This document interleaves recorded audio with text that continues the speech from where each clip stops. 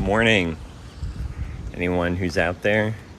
I'm doing a little photo walk this morning, going out and looking for some photos. I just realized I don't have my headset on, so you probably can't hear me very well yet. So, sorry, I'm getting that ready.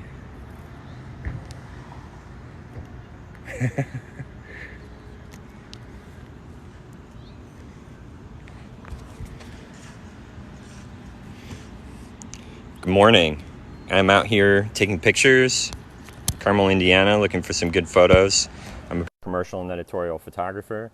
Part of what I like to do on TikTok is go out and show people how I find photos in everyday situations, because I think that, to me, that's what photography is about. That's what I love about photography, is just finding the great stuff every day, because, especially you look around on social media and there's so much beautiful photography from all sorts of distant locations, tropical beaches, mountains.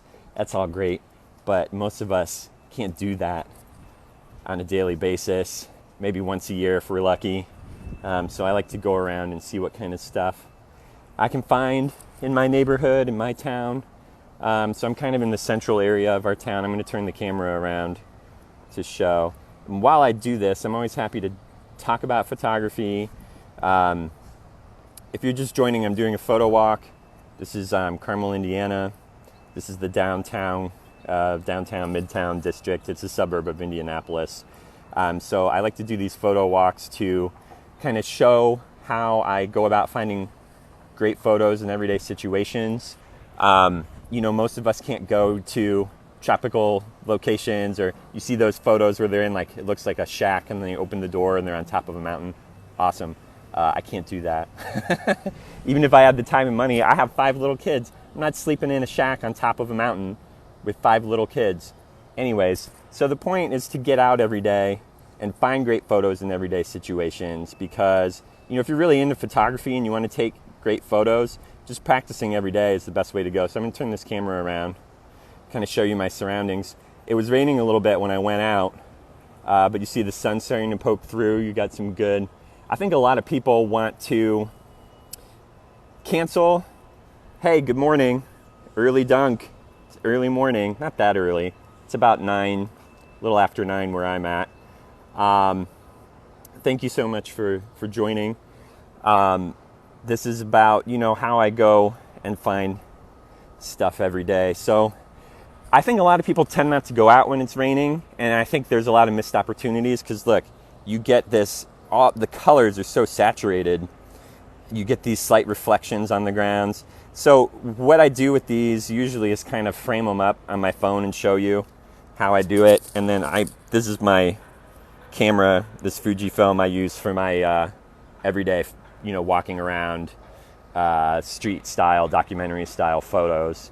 So I'll take some on my camera, and then usually I share these as a post later on. So if you're here, you might check back in and see how this stuff turns out.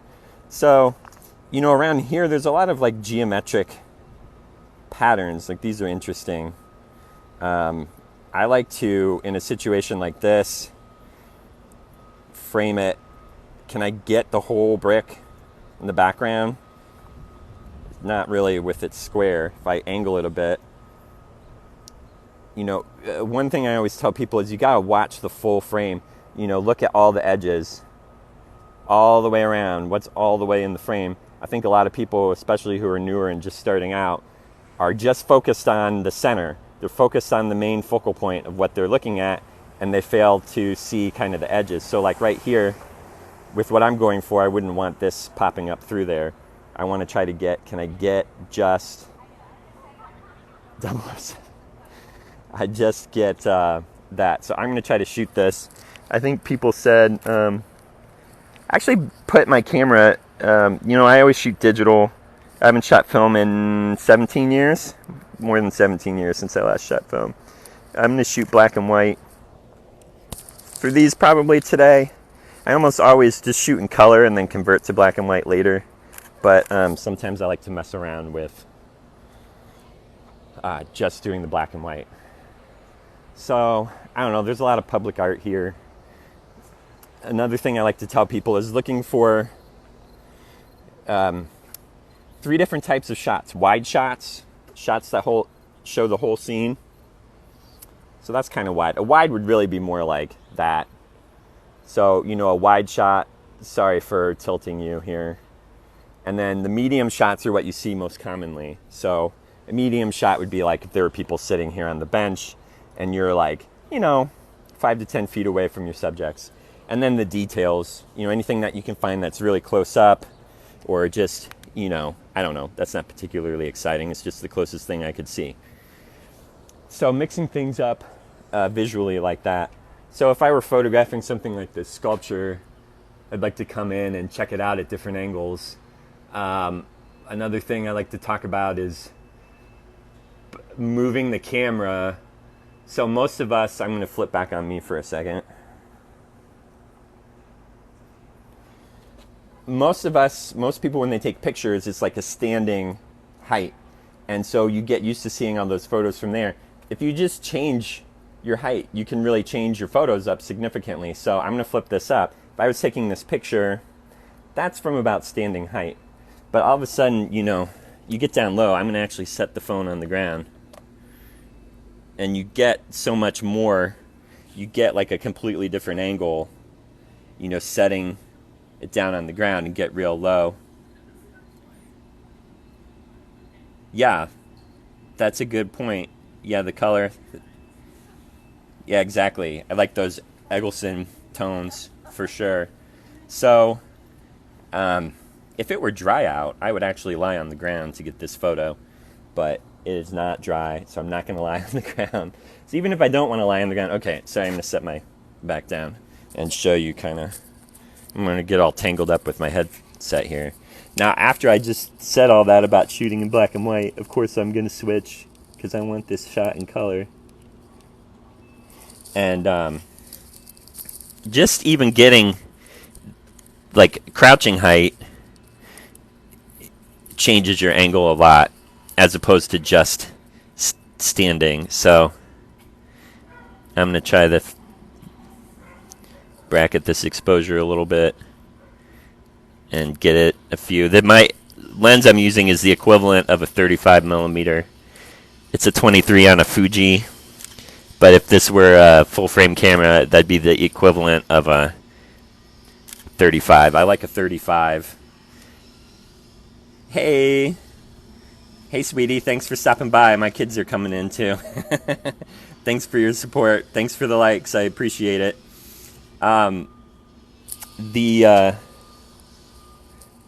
like a 35 because if I'm shooting with only one camera and one lens, I like to do a 35. It's slightly wider than what our eyes see. So I read somewhere, technically, if you were putting your field of vision into the terms of a lens, it would be like a 41 or 42. So it's halfway in between a 35 and a 50. So I like to go to the end of the 35. Thanks for the likes. I like to go to the end of the 35, so it's a little bit wider, as opposed to the 50, which is a little bit tighter than what you see. So that's my thinking as far as lens selection goes. I'm going to keep walking around here a bit. I'm going to make sure I don't get run over by a bike or anything. So I'm going to flip this back to show where I'm going. So, just walking down the trail, seeing anything that captures my attention. If I want to do, anything with flowers or plants.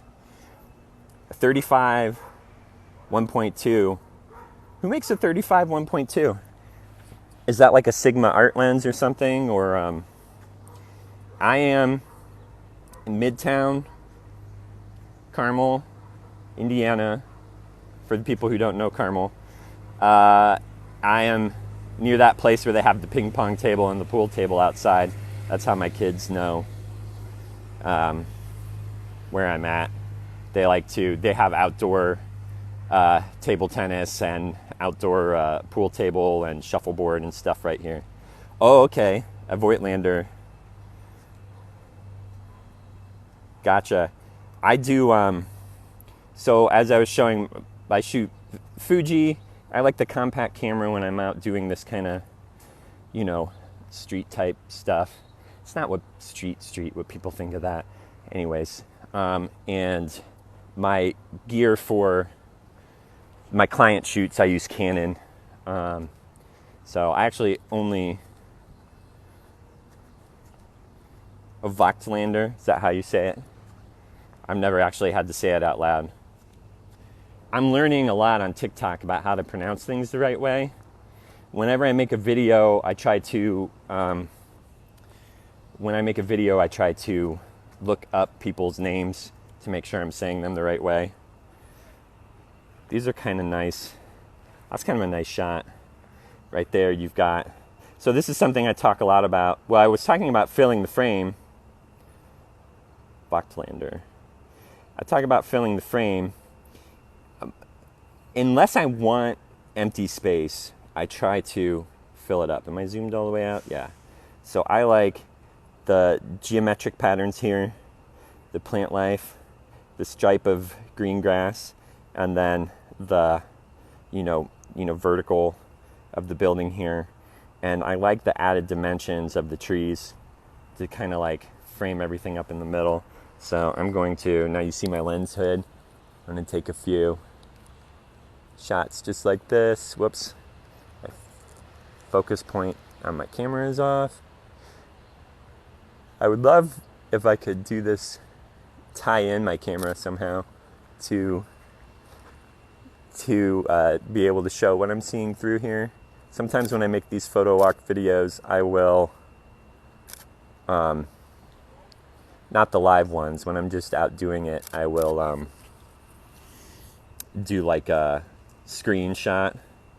Oh, thanks. I'm glad you're enjoying them. I appreciate that. It's just something, fun that I like to do.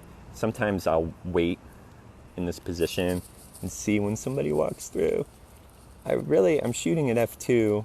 I kind of want to change it to like f8 or something, but it's not, I don't know. There's a dog coming through. Oh, you're fine. I might, in some circumstances, wait, because usually there's a lot of cyclists, and I think someone on their bike rolling through the frame would add a nice dimension to it. Most people are at work right now, Friday morning. So on my camera, I'm at f8, 1/200th, ISO 400. I'm gonna wait just a minute, see if anybody comes through. Car's not as interesting as if they were a bike. There was a girl, well, you saw, because you're not looking through, you're seeing it live. I didn't want to take a picture of that young woman walking through. I felt like, I feel like I have a good sense for when I should or could take a picture of a person passing through. And it kind of felt like, she's just on a morning walk with her dog, and she may or may not be like dressed all the way, and I don't want to like make anybody feel uncomfortable. So it's not, none of these pictures are so important that it's worth making anyone feel uncomfortable about having their picture taken. So I don't see anybody coming. I really wanted to get a cyclist or somebody coming through this picture, but I don't see anybody. So this is where you have to decide, is it worth it? Bye, thanks for coming. I appreciate it. Thanks for the likes. I'll do a reintroduction. My name is Zach. I'm a professional documentary and commercial photographer. I've been shooting for 20 years. I've had my own business for 17 plus years now. I do a documentary style of photography for advertising. So for my clients, it's really about kind of telling the story of their businesses or organizations. I work with a lot of not-for-profits. Who am I stalking? Trying not to stalk anybody, really, honestly. One person passed by. So in our town, we have all of these statues. What do you all think of these? Some people really don't like them and think they're creepy. Some people think they're really cute or whatever. I'm kind of neutral on them. I don't really care. But each one of these, yeah, a lot of people say they're creepy. Each one of these statues costs the city like, I don't know, 50 to 100 grand, something like that. We have lots of public art here. So on the end of these townhomes here, there's a restaurant. This is kind of a cool scene.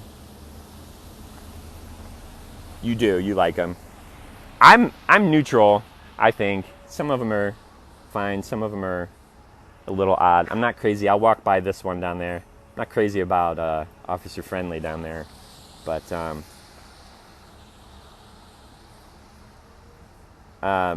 so I like this. If I come down here more, well, the chairs are cool, but I don't really, I've been trying to center my shots with the trees on the edge.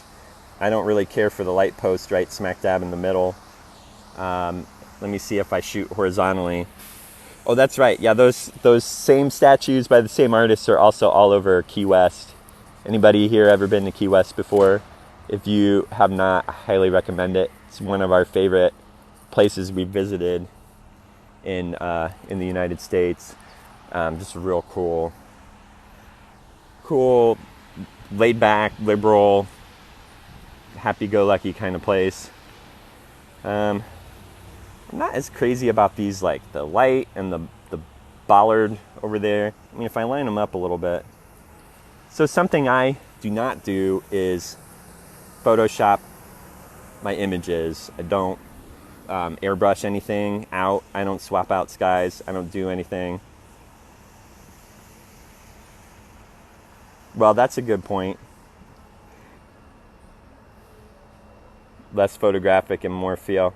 You know, honestly, that's a good point. That is something that I try to do when I'm shooting out anywhere, really, when I'm shooting anything. I want it to be more about like emotion or like feel. With these photo walks, I've had a tendency to be more photographic, like you're saying. I think because my attention is divided, it's hard to get into like a feel when you're also, you know, thinking about who you're talking to and having interactions at answering questions, which I like to do. But to me, usually when I'm out shooting by myself, I just kind of just go around and try not to think too much about what's going on.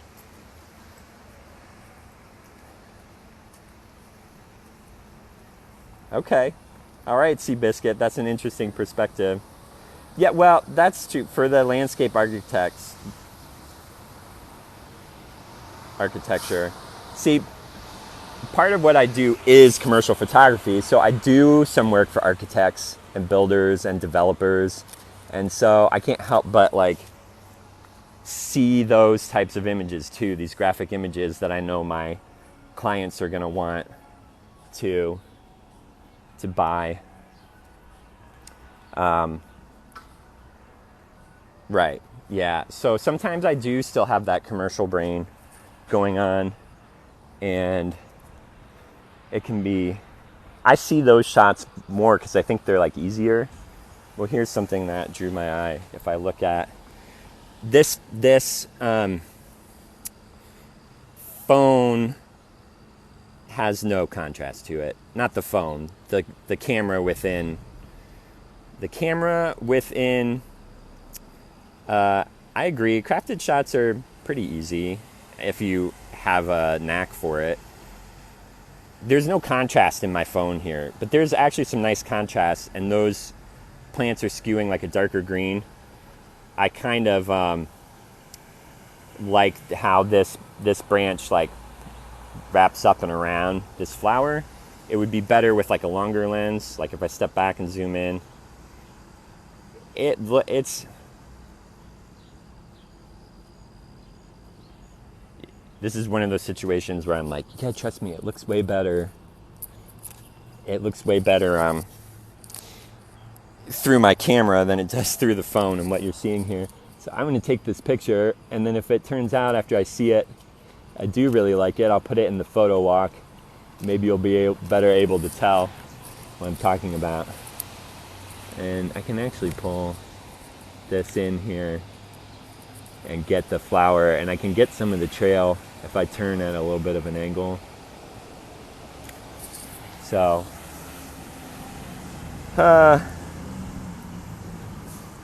yeah, well, I take your point for sure. I take your point for sure.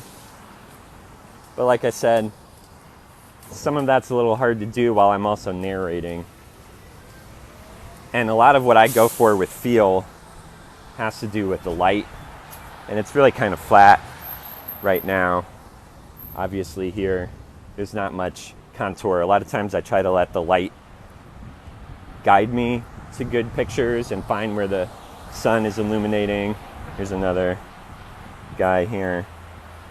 But I love getting, when the sun pops between buildings or between trees and like highlights the real thin, sliver of land, to kind of get some of that stuff or find things that are more unique. If you go back on my profile a couple posts, I did some shots of fog the other morning, and it was a really nice to have something different and see my same in post-production. I do not do much post-production at all. I do post-production. I do not do very much. I add maybe a little bit of contrast if I need to, and just try to get the color looking what it looks like. I'm going to see what it does if I get really close to see the raindrops on the face. That's interesting, I think. And maybe in my camera, I'll just do part of their face to say they, like it's a person. To see, like, it'd almost be cool to have like a macro or something for this shot. I think that's kind of an interesting, perspective. Just showing all of the raindrops. So I try to look for details. Any other day I wouldn't spend this much time photographing a statue like this, but having it in the rain kind of adds an interesting element to it. Yeah, these do have a lot of texture to it. Maybe kind of a profile. I'm shooting at f2 just to get something on there. Just trying some different stuff and see. I take a lot of frames. I try to feel it out and just take a lot of frames, and then instead of spending too much time thinking about the composition, I'm going to shoot something from like 5 or 10 different angles. And I took maybe like 20 shots or so of that statue just then. And then I'll decide what I like best. Instead of thinking about it while I'm at a place, I just shoot, and then I'll do like when I cull the images, I'll use that opportunity to see which composition I decide that I really like. So, barbershop.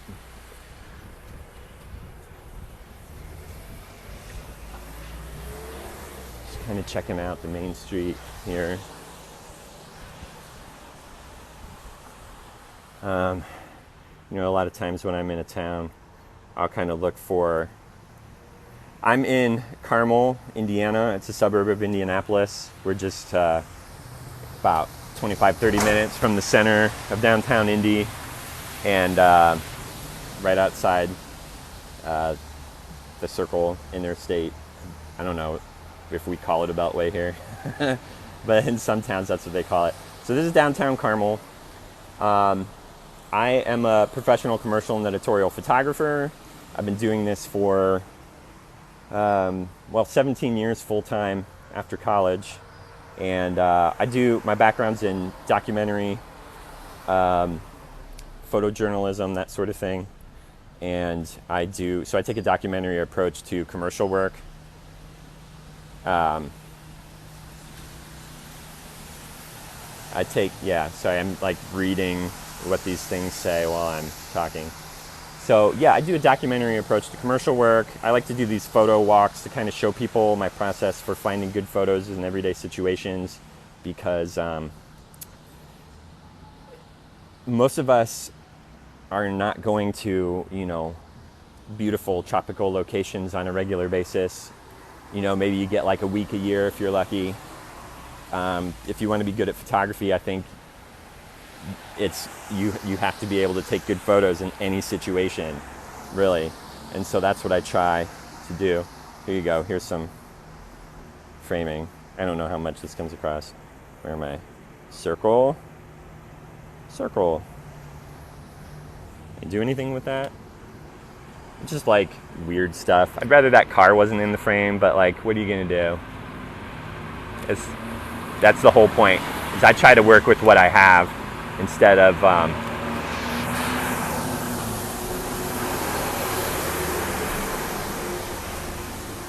with my photography. It's really about working with what I have as opposed to staging and setting things up and posing and doing that kind of stuff. Yes, digital definitely makes photography a lot more accessible to people. A lot of times I'll do like a self-portrait when I'm out, get a reflection.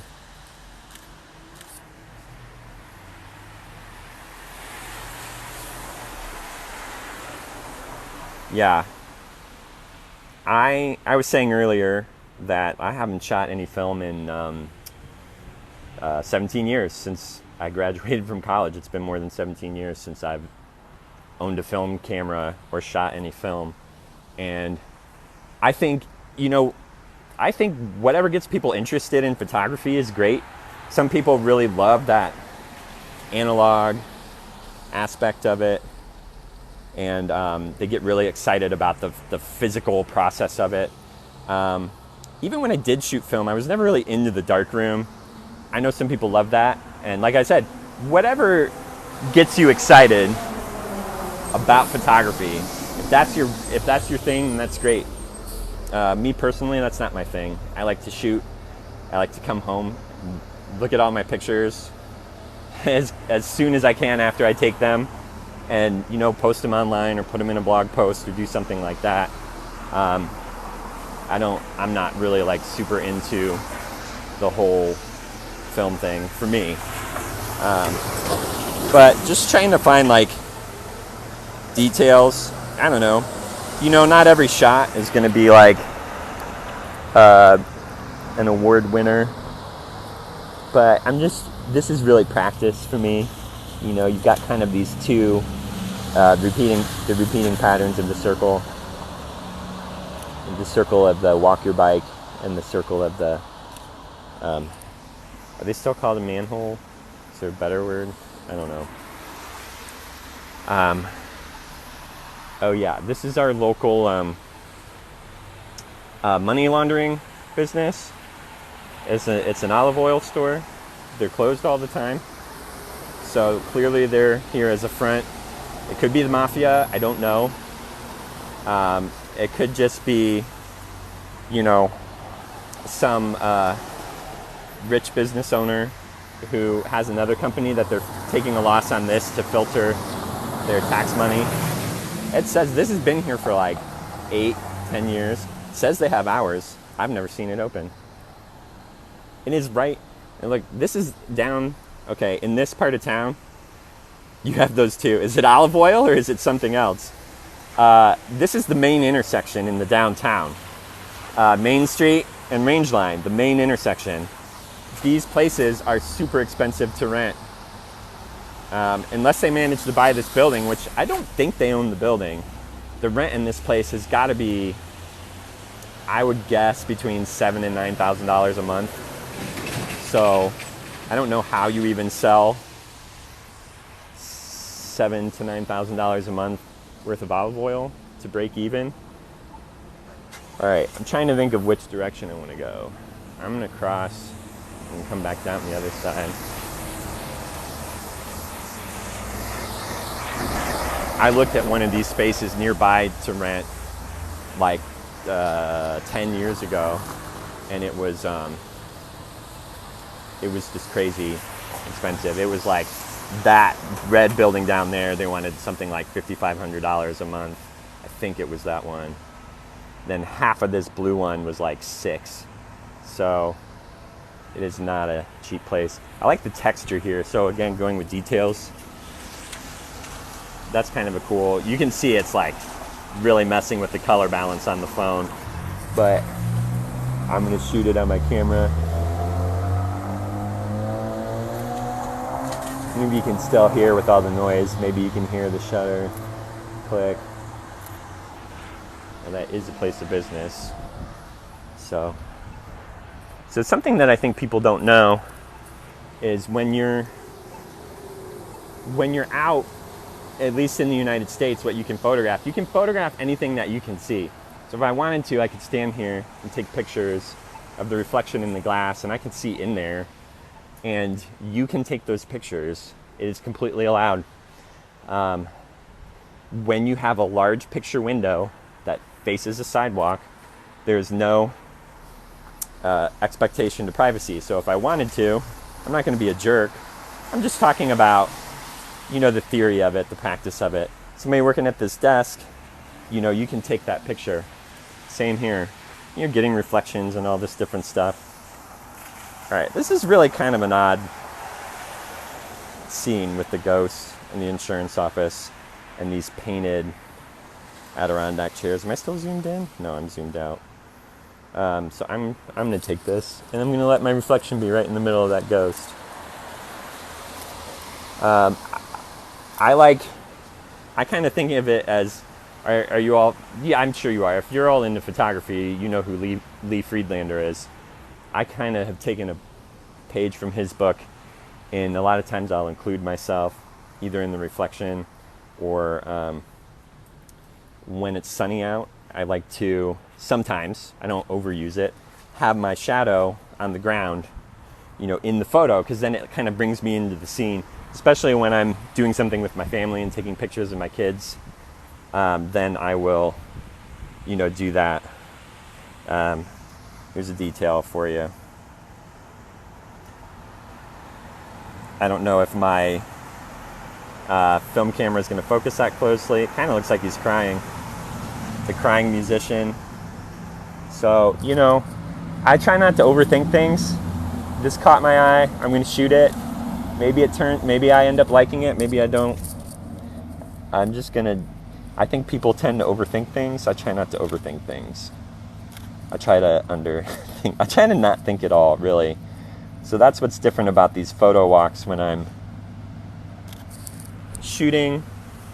I try to just go along with things and not think too much about what's up and just go by feel. It's a little bit different when I'm doing it live and I'm talking to people, which obviously, if I didn't want to talk to people, I wouldn't be coming on here live. Here's another statue. It's kind of an interesting, circle it here. There's any number of shots you could try to do with that. I might frame one up that's kind of like on the eye like that and see what I think. Do it full. So I'm in my camera, I'm filling the frame. Thanks for the likes. I appreciate the likes, people. They keep telling me if I get likes, then they'll tell more people about me. So thanks a lot. So in my camera, I'm trying to fill the whole frame and not have, I don't want this peeking through up there. It's different. So really my view with my camera is more like, it's a little tighter, doing something like that. I like that. So I'm going to shoot that with my Fuji. Now that I do TikTok, I shoot so many more verticals than I used to. I used to only shoot horizontals, but I'm not crazy about cropping my pictures because I'm thinking of the full frame, and everything that's in the picture I want in the picture. And so I have a hard time with TikTok. I want to show a horizontal image. I don't know, sometimes I try to show the whole image, but it's so small. So I like show the whole image and then I'll do a zoomed in pan across the image, like an animation, to try to get that. I think that we really have to, I've been talking a lot, so I'm interested if anyone wants to tell me what got them here to this live. Were you just scrolling lives? Were you looking for photography? Did you see one of my videos recently and started following? I mean, the Gary Winogrand video is a big video. And then the one I did yesterday with Salgado brought a lot of followers in. But then I had one a few days ago where I talked about photographing people for you page. That's interesting. That's cool. I had one recently where I talked about getting permission from people for photography, and a lot of people were pointing out like it's not necessary. You don't have to do that.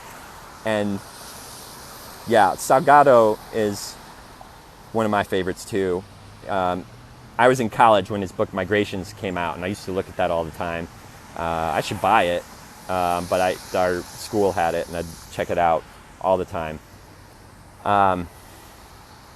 But when I'm in these situations where there's people, I like to think about, oh yeah, I should do a reintroduction. I'm in Carmel, Indiana. It's a suburb of Indianapolis. And I'm a documentary and commercial photographer. I've had my own business for 17 years. I've been taking pictures for more than 20. Thank you. I did not know about Saw Lighter until probably a year ago, maybe 2 years ago. And I used to feel really bad about that. Like, how did I not know about this guy? And then I found out like his color work didn't really come out until his book of color work was published in like 2005. So that made me less photography aficionado. You shoot a lot, or just kind of appreciate, taking other people's work.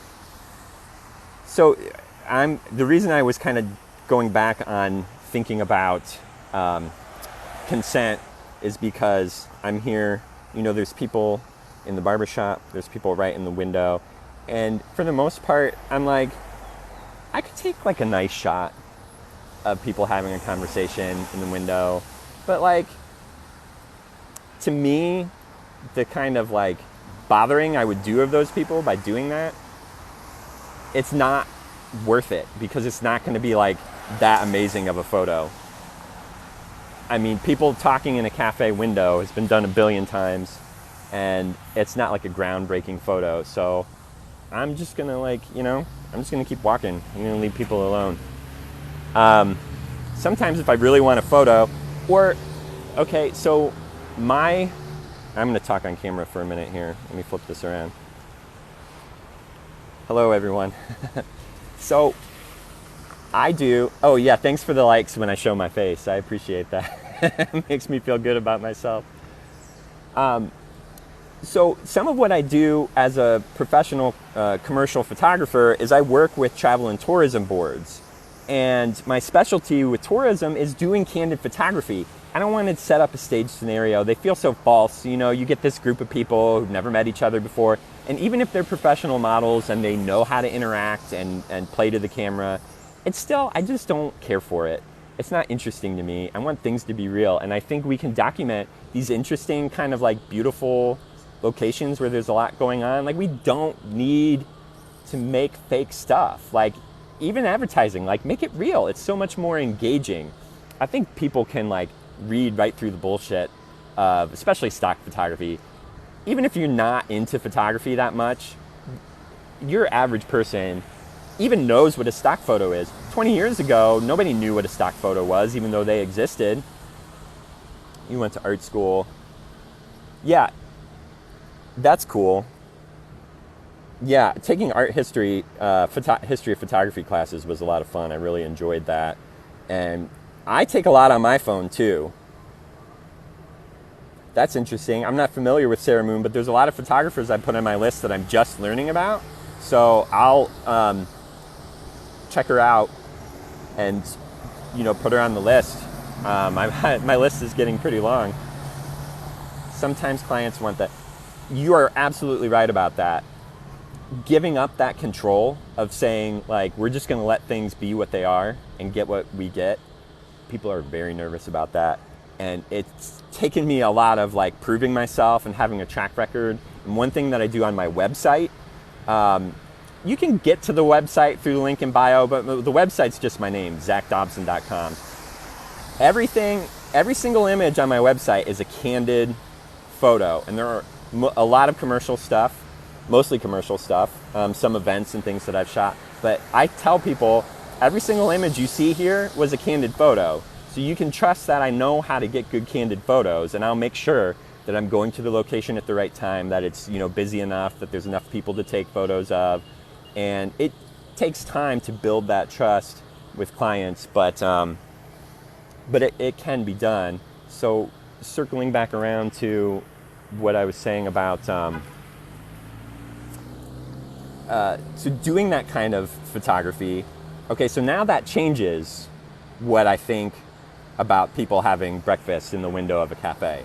Now that's like, okay, that could be a good shot for my client. Like, for me, like, it's not anything groundbreaking, but for my client, they'd really like that shot a lot. So what I would do in that situation is I would just pop in and I'd say, hey, I'm so sorry to interrupt. I'm doing commercial for the local travel and tourism. It's such a nice photo of you all sitting in the window. Do you mind if I take a couple photos? And like 99% of the time, they say yes. They like the idea that I think that they make a nice photo, and they're happy to participate. They think, oh, this might show up on the travel website, or I might see it on their social media channel or something. Yeah, sure. Yeah, that's fine. And so I'll do that. I'll get their permission. And they might spend a minute or two like giggling, thinking how I'm right outside the window taking their photo. But you know what? After like 4 or 5 minutes, they're just back to their conversation. They're not thinking about me anymore. I'm pretty good at making myself, invisible might be too strong, but I'm good at kind of blending in. So that changes. But for commercial photography, I have to get their permission. And in fact, I have to get a signed release if it's going to be used for commercial. You asked. That's my wife. She knows all this stuff. If a person is recognizable, you have to get a release for any kind of commercial usage. Without a release, you can use it for like kind of a news context. You could publish it on your social media. You could make prints. You can do art. You can use people's photos for like art because it's considered freedom of expression. It's not commercial, even though you may be making money at your art. So you do have to get a release. When I'm shooting for a client, I have to get a release. So I'll go in and usually I'll take the photo, and then I'll ask permission, I'll take the photo, and I'll go back in and get a release is usually my approach to that. And I get like a half sheet of paper size release, sometimes even smaller, so I can just stick them in my camera bag. And it's starting to rain a little bit here, damn it. I'm not very close to my car. So I just and I left my rain jacket in the car because it's like really wet out. It's really muggy. And I was sweating with my rain jacket on. Not that anybody wanted to know that. So I'll do releases for anything I think I might use commercially. But if I'm just using it, do they usually grant you the release? Yes, most of the time. I think a lot of people who want to do candid photos and street style photography are nervous about asking people for permission, and so they try to just be stealthy. I'm going to find some cover up here. And they don't ask for permission, and most of the time people are fine with it. They really are either take it as a compliment that you thought that what they were doing was interesting enough to be a photo. But I find that usually if I did a video about this. I can't tell you when it was. It was a while ago. Thanks for the likes. Here's a nice backdrop. I'll turn around. Of course, I'm going to be too dark because the light's not, right for this. But here, I'll flip it around so you stop looking at me for a minute and see like a nice backdrop while I'm talking. There we go. Okay, what was I saying? The release. Most of the time, so I did a video maybe a month or so ago about photographing strangers, and it involves permission and consent. And one of the things that I talk about is I find something that helps me feel braver about asking, because I still feel nervous sometimes even after doing this for 20 years. Something that helps me feel more comfortable and confident asking for permission is if I have a reason that I can give them. So when I'm shooting for a client, it's super easy. I just say, I'm shooting for this client and this is what the pictures are going to be used for. I'd love to take your photo if you don't mind. And they almost always say yes. If I'm just shooting for myself, it's a little harder, because I feel like I'm just taking photos, stuff that I like. You look like an interesting person. Can I take your picture? So I try to have a reason. Like I say, I'm documenting the neighborhood, or I'm doing a story about this town, or I'm showing the businesses in this area, and I'm going to publish some images on my blog, and that's what I'll tell them. And when I'm just shooting for myself, I don't get releases. I just get their permission, and I'm not going to share those commercially. But you can use images commercially if the people aren't identifiable. So if you're seeing them, if you're behind somebody and you can't see their face, then you can use that image. If somebody's moving and there's motion blur, you can use that image. So a lot of times I'll shoot stuff and try to get a little bit of motion blur so the person isn't completely recognizable, and I'll just get a release from someone if they are recognizable. So it looks, well, it's still raining a little bit, but so there's this nice little like public courtyard here. That's kind of an interesting, architectural shot. I'd want to see, I'm holding the phone up over my head. I like to get it linear. I like to have straight lines when I'm shooting architecture stuff. So a lot of times that involves holding my camera or phone up over my head. As you see when you come down here, the lower angle, you start to get that keystoning effect. So I want to walk around a little bit more, but I feel like the sun's starting to come back. But of course I didn't park like super close. There's a nice walking trail that goes, I don't know how many miles it is. It's probably like 20, 30 miles that goes from the northern suburbs down to all the way downtown. So like that's a non-release photo right there. If I were to take a picture, I'm not going to, but just to give you an example, just a silhouette. No one's identifiable. I'm really, I don't know, I feel like more and more lately, I want to be the antithesis of the creepy photographer. I want to be like, forthright and upfront, and I want people to feel comfortable, and I want to be non-confrontational. So if you're just joining, I'm a commercial and editorial photographer. My background is in photojournalism.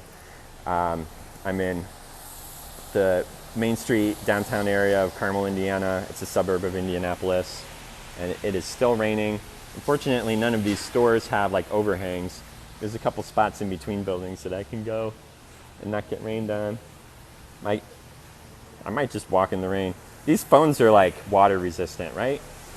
These days, all the new cell phones are water resistant. I actually like going out in inclement weather to get photos, because you can, yeah, it is, it's a real, I think cute is the perfect word. It's really seems to be what they're going for. It's a cute area, it's nice, it's a very, safe place to live. They want to have all this, they're, really working on walkability. There's bike trails and sidewalks, wide sidewalks everywhere. They want people to be able to, move around okay and everything. But I'm losing my train of thought. So I appreciate everybody stopping by. on my page, I do these photo walks, so I'll probably cut clips of this and put it with some of the pictures that I took on my camera. This is the camera that I was using for my pictures, the Fujifilm X-T20. This is my kind of daily shooter, just walking around town kind of camera. I like to be more compact and less conspicuous. I look very conspicuous with my Canon Pro gear when I carry that around. I'm gonna walk. See, none of it, it's not raining hard enough. I'm worried about my gear, so I'm gonna keep going.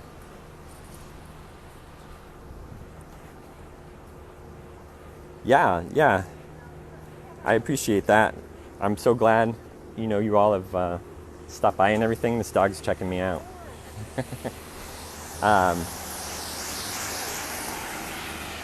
Techniques. I appreciate that. Oh, all right. Thank you from Spain. I'm glad you're here. I want if anybody ever has any questions, the best way, I'm happy to answer questions. It honestly gives me more stuff to talk about without having to think too much. So if you drop it in my Q&A, I'll see it. A lot of times it's hard to find questions that people ask within the comments of some of the more popular videos. But I want not only to educate people on my page about great photographers that I like a lot, but I also want to I'm going to take cover. I not only want to educate people about great photographers and the photographers that I love and am influenced by, I also want to talk about this kind of stuff, like getting great photos in everyday locations. I want to be encouraging and motivate people to get out and shoot and practice and kind of get out of your head and get out of your own way. And especially when you love good photography. Again, if you scroll back, it's the title of it. There's one that's about words from Ira Glass. There's an Ira Glass quote where he talks about when you are like a fan of something or an aficionado or like someone who really loves like art or photography, you have really high standards that you almost definitely cannot meet when you are first starting out. Like if you love photography, yeah, and I hope, I've had a couple people tell me that they've started shooting again, and that's really great to hear. I love hearing that people are feeling encouraged. And I think if you love photography and you're always looking at these amazing photographers, what you tend to think is like, well, I can't do that. And like, well, no, you probably can't. But you can do something that's good and valuable and meaningful for yourself. And if you keep doing that, then you'll get to the point where you're creating a high level of work. Like Ira Glass says that, it was like a decade before he started producing anything that he thought was like good enough, that was meeting his expectations. And I think that's something that's true. I mean, I know for me, I thought I was pretty good in college, and I look back at my college photos from almost 20 years ago, and I'm like, obviously I've stepped it up a lot since then, but there's these phases of like, I'll show you some different scenes to keep things interesting. There's like these phases of like getting better. And I think that you get better in increments. Like I see my photos like make a jump every few years. I'm like, oh wow, this is better. Like 2014 stands out in my head. Like something, I don't know what it was. My pictures took a major leap forward in how good I thought they were in 2014. And I feel like over the last year, I'm making another gain. Thanks for the likes. I know that's from my wife. That means she agrees with me on that. Think of selling photos online is a really tough market. It's really hard. I mean, I think do whatever you want to do. It's hard to sell anything for what you feel like they're worth online, and it depends on it depends on if you're talking about selling prints or you're talking about selling things for stock photography. I'm gonna talk on camera again here. So I find that personally, stock as a beginner, my advice would be, it's great if you want to try to sell the things that you're shooting, but my advice would be to, like, don't shoot things with the purpose of selling it, because you will most likely be very disappointed. And that comes from personal experience, thinking like, oh, if I do this kind of photo, like, people want to buy those. I went through this whole thing about more than a year and a half ago, where I was like, you know what, I have so many pictures of Indianapolis and Carmel and the surrounding communities, like, and these are way better. My pictures of these communities are way better than anything that's on stock. So surely if I make this spot on my website where I've got all these images and I can send them out, I've got a pretty long client list, and I can send them out and people can come and buy a picture of Carmel or Indianapolis, just a general photo for their website or their brochures or whatever. Like, this is a good business idea. Crickets, fucking crickets.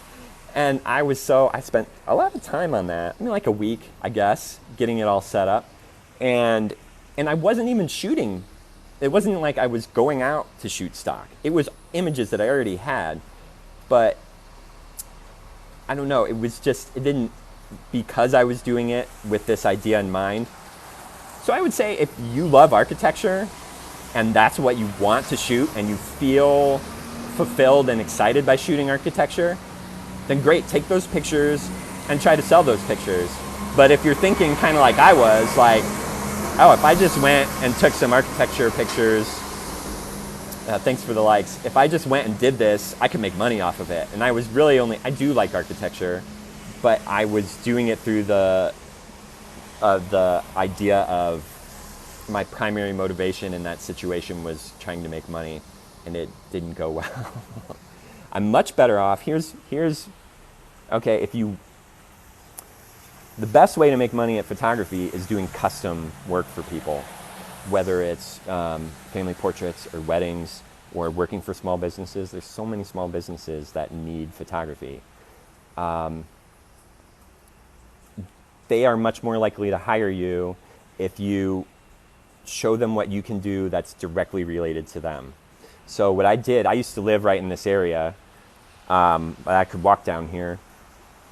I was newer, and I'm like, you know what? I want to shoot this area. So I went to a number of businesses, and I said, I just want to take some pictures and do some stories about the area. And I went into a few art galleries and the butcher shop and a couple restaurants and just took photos. And I put them up on my blog, and I shared them with the people, and I put them on social media. And then I started getting contacts for shoots. So because I shot things that I was interested in, and then I showed them to people who might be interested in them, they didn't buy those photos. They either referred me to their friends who were small business owners and looking for photos, or they had me come back and shoot something specific for them.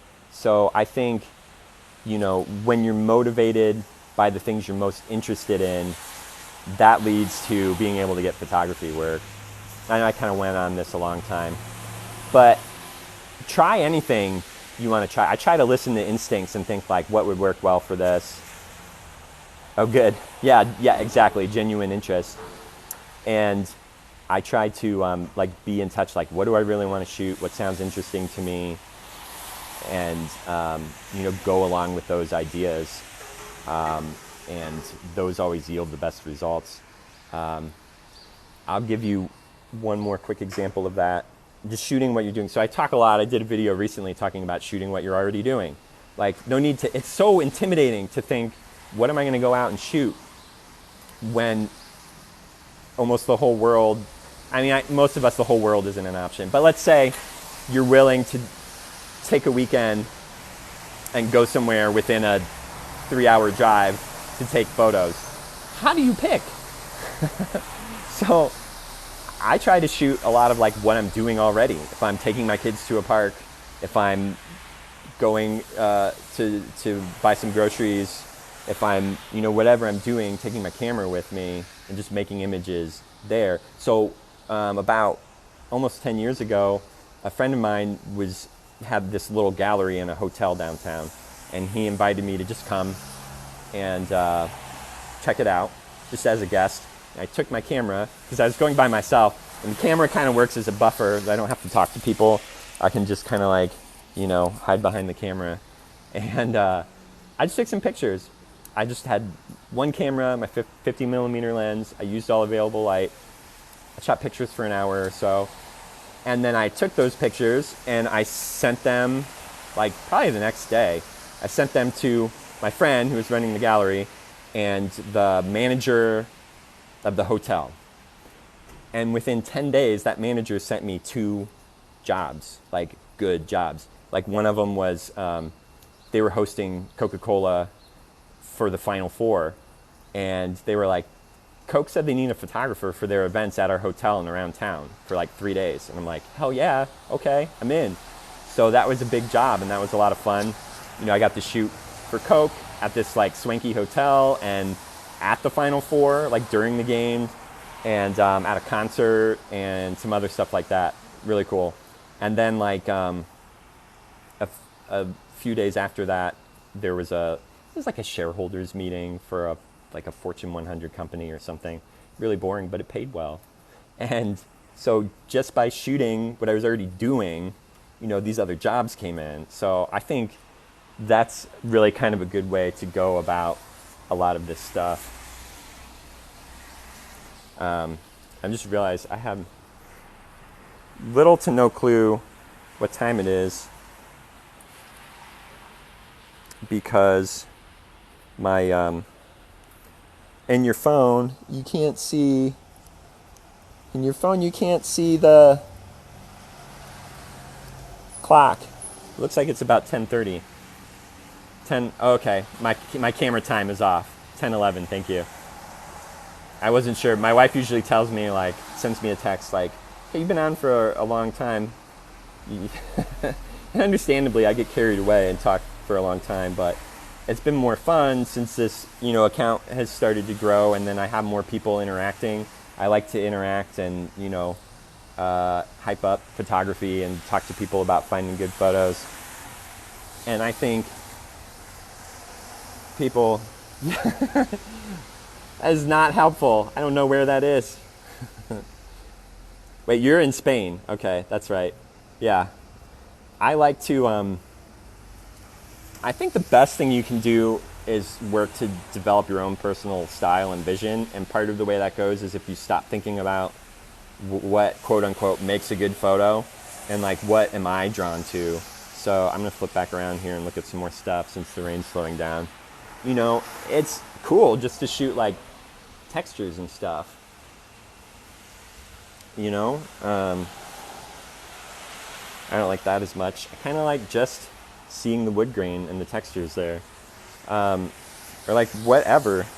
I think that was something that stood in the way for me a long time for finding my own vision, was thinking like, what do people want? What do people want to buy? What do people want to see on Instagram? And when I kind of got over, it's kind of a cool, this is like the only building down here that I actually like actively like. A lot of them are too kind of old-fashioned for my taste, but I like the lines of this building. And so I'm going to take a picture of this while I'm standing here talking. But the more I could think, what do I like? What do I find interest in? Thanks for the likes. I appreciate that. I appreciate everyone who's stopped by and been hanging out. And I know I was talking earlier, I sounded like I was about to jump off, but I'm going to try to get back to my car before I end the live now that the rain is slowed down. Yeah, so just like what draws my eye, what draws my attention, I think getting out in inclement weather is great because rain, you look at the reflections and the tones are so much deeper and richer, especially with plant life. The greens get, it's on this camera, it doesn't look as great, but the extra saturation on the colors is really adds a layer of interest. And so I'm thinking while I'm walking. So they've got these paths, and look, like the paths split. And I'm always like, where the hell am I supposed to go? Oh, look, there's a convenience sign. If I just looked up, I'd see. Okay, so bikes on one side, walking on the other side.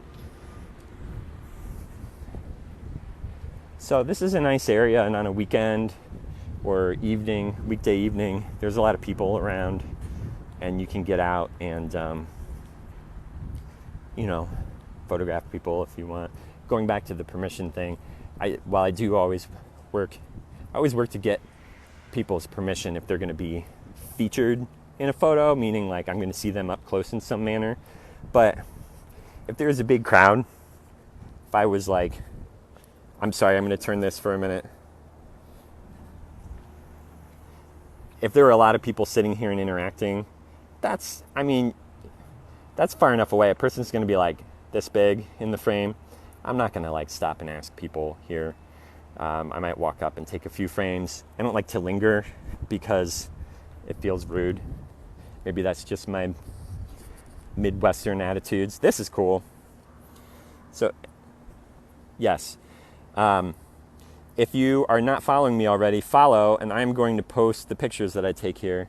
I love this contrast. I love something that I am finding myself returning to a lot in my work is the interaction between people and nature. You see, I did a couple posts ago, there's some people standing at Canyonlands National Park, where I talk about that a little bit. I like to show people at national parks because it gives a sense of how we interact with the land, and it gives a sense of time and place because you know how the people are dressed and what they're doing. And now it's raining again, damn it. Yeah, see, that's what I think. I think it takes a lot of shooting to find what you might call your own personal style. And so in the beginning, when you're just thinking about like, what do I notice? You know, what stands out to me? What grabs my attention? And then think about it later. 'Cause sometimes I'll take photos and I don't necessarily know that they have a meaning or what the meaning is. But when I examine them later, you know, on my computer, I'll find more of a meaning. I was in here earlier. I don't know if anybody was with me at that point. I thought this might be at such an angle that I get some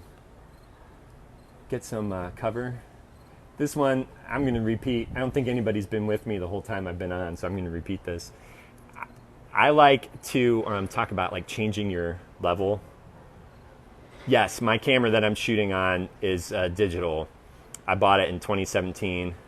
It was brand new at that time. Thanks for the likes. I frankly don't have the patience personally or the extra time or money for film. So I've been doing digital for 17 years. I used to shoot film, you know, all through college I shot film. So a lot of times seeing things from a standing height, we're used to that. Okay, so I'm gonna flip this just to show a lower angle. You can get so much more. Get my head out of there. Shooting at a low angle. If it were dry, I'd have no problem lying on the ground right here to get that angle. You know, it just little tips and tricks that I like to give about this sort of stuff. All right, I'm gonna keep. Where am I at here? Keep moving a little bit. I wanted to show this one other area. There's all these spots out here. Maybe I can find some cover.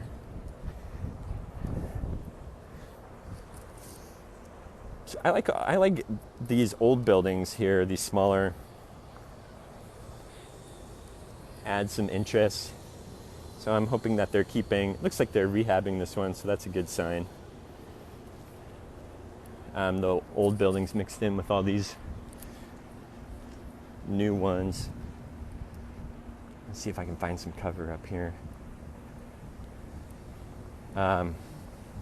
Something else I was talking about earlier is that anything you can see from public is fair game to shoot. So I can walk right up to this window, and if I want to shoot pictures of these barrels, this is a brewery.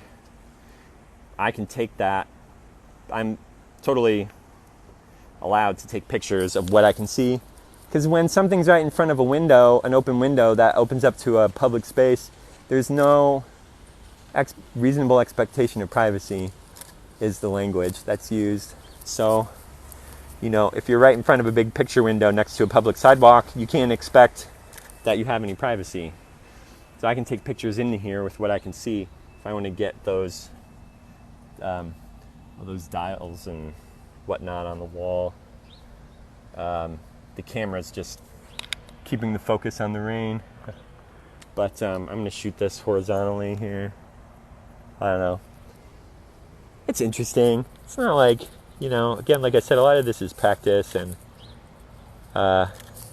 practice seeing, practice with composition. Sometimes I'll get ideas on these shoots that then I'll take to some of my gigs. I think getting out and practicing as much as possible is always good. Oh, here we go. They've got their umbrellas up. So I'm getting close to my car. I think I passed my car already. I forgot where I parked. But yeah, just looking for... This is kind of interesting. Not like super great. This is kind of the central area. They'll show like football games and stuff on that TV. Whenever I see pictures in places like this, I'm always looking to see like, okay, did they use any of my pictures? Do they have a license to use my pictures? That's something constantly on the lookout for, because I have found some major places that were using my photos without permission. So that's always fun to deal with. Repeating patterns. This is kind of a nice pattern. I talk a lot about layering. How much in your photo can you include to add more information? So if this were a busier time, the main thing I'm looking at is I like the line and repeating pattern, drawing your eye through the picture. And if there were people sitting here interacting or doing something, then that's just another layer to the photo to add as much information as possible. I think that something that people can do to make their pictures better is add more context. So for example, let's just go back to this spot. If I'm taking pictures of people talking and it's at an angle like that or something, you can't tell where that's at. What can you do to add context? There's some more context. There's even more. I mean, that tells you literally right where you're at. Or if there's people out on the grass, like if your kids were like lying on the grass or something, if you're shooting like this, all right, you can get a nice moment of the kids and get like a really solid plain backdrop. But if you want to have that context and you just come down a little lower and tilt the camera up, you can see more of the area. Because that's something I've talked to clients about, is that I was talking to the local baseball team a number of years ago, and they're like, we've had people take great pictures in the infield on the grass, but then that could be anywhere. It could just be on the grass at any grassy spot in anywhere in the world, and nobody would know where it was at. So being able to show context and show, where the location is that you're at. I'm going to shoot this here. I'm getting my camera together, so sorry if I'm shaking a little bit. What I see is this detail right here. My eye was drawn to getting this, and really I'd do that as a horizontal. The colors of the rain make it more saturated. I like the raindrops on there.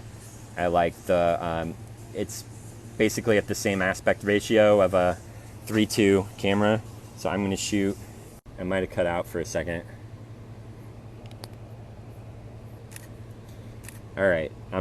If that cut out, I'm sorry. I was trying to take a picture and I bumped Siri, and she didn't like that. I don't know if you can hear the click of the shutter. Okay, good. I'm glad that came back in. So, yeah, all right. I probably should get some other stuff done today. I really enjoy doing these lives and talking to people about photography. I'm probably about 2 minutes from my car. What is it? Oh, there we go. My screen got dark. I fixed it. So I'll just chat for a minute while I walk back to my car. Probably got enough pictures to publish a photo walk. So yeah, if you're just stopping by, all the pictures today I took on the photo walk, I'm going to publish those with some clips from the live so I can show what the location is, because that's part of what I want to do with the photo walks, is show the location and then how I come in to get photos after I've seen something. You see the colors are so good. I mean, the colors here look great. They're even a little bit darker in real life than what's showing up on the camera. See, sometimes if I throw something and you get a better sense of the color. I don't know if that helps or not. Yes, put a longer version. I have started doing that, posting the whole thing on YouTube. So, if there's anything that clicked, if I said something where you're like, what did he say about that? And then you can just go on YouTube and find the spot and get some information, like when we were talking about, stock photography or versus, shooting what you're interested in or that sort of thing. This is interesting. I'm not going to shoot this, but caught my eye.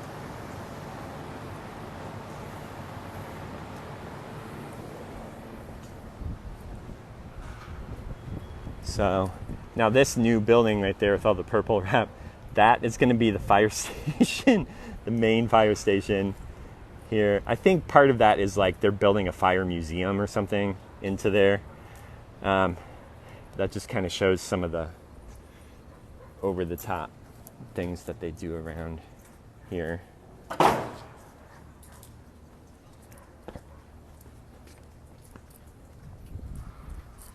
Almost back.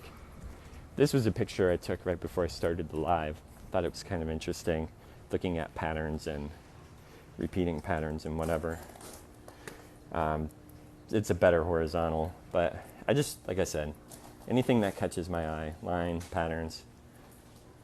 I hope it's not too annoying when I do that. Whatever catches my eye, I try to shoot and then see.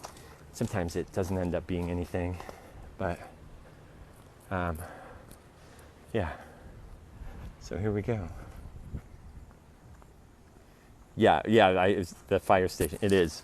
It's super big. It's like, well, what would that be? 1, 2, 3, 4? 4 stories. I don't think 2, 3, 4. I don't think they can build anything over maybe 5 here. That looks like it's 4. It's wild. So, all right. Well, thank you so much for joining me. Like I said, if you have any questions, drop them in my Q&A. I'm happy to do videos to answer questions, and I have a lot more ideas about things that I want to share. So I'm posting like 1 to 2 videos a day right now. Yeah. Thank you so much. So, all right, everybody have a great day. Take care.